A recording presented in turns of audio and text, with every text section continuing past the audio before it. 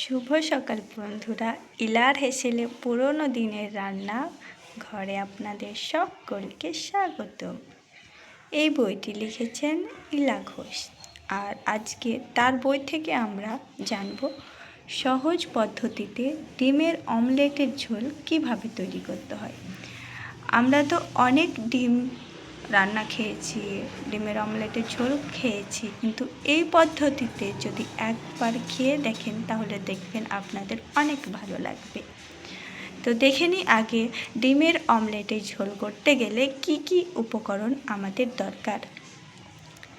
ডিম 4টে, আলু 1টা বড়, পেঁয়াজ বড় আধখানা, লঙ্কা গুঁড়ো, কাঁচা লঙ্কা 2-3টি, নুন চিনি সামান্য, আদা বাটা, রসুন 2-3 কোয়া থেতো করা, হলুদ, তেজপাতা 2টি, ঘি ও গরম মশলার গুঁড়ো। আমাদের উপকরণ হয়ে গেল। এবার এই উপকরণগুলো দিয়ে কিভাবে ডিমের অমলেটের ঝোলটা বানাবো সেটা দেখে নিই। প্রণালী: ডিম একটা পাত্রে ভেঙে নিয়ে অল্প নুন, অল্প পেঁয়াজ কুচি ও কাঁচা লঙ্কা বা লঙ্কা কুচি দিয়ে ফেটিয়ে নিন। ফ্রাই প্যানে তেল দিয়ে ডিমের গোলা ছেড়ে অমলেট ভেজে নিন। অমলেটগুলি ছোট ছোট পিস করে রাখুন। এবার কড়াইতে তেল দিন।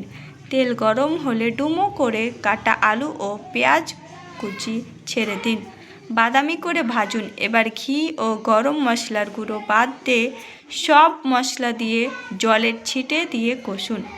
কষা হলে পরিমাণ মতো জল দিন। ঝোল ফুটে উঠলে আঁচ কমিয়ে ঢেকে দিন।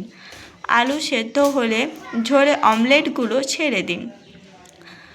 অমলেট বেশি ঝোল টানে বলে ঝোল টানার পরেও যাতে কিছুটা ঝোল থাকে সেই বুঝে জল দিন। ঝোল ঘন হলে ঘি ও গরম মশলা দিয়ে নামান।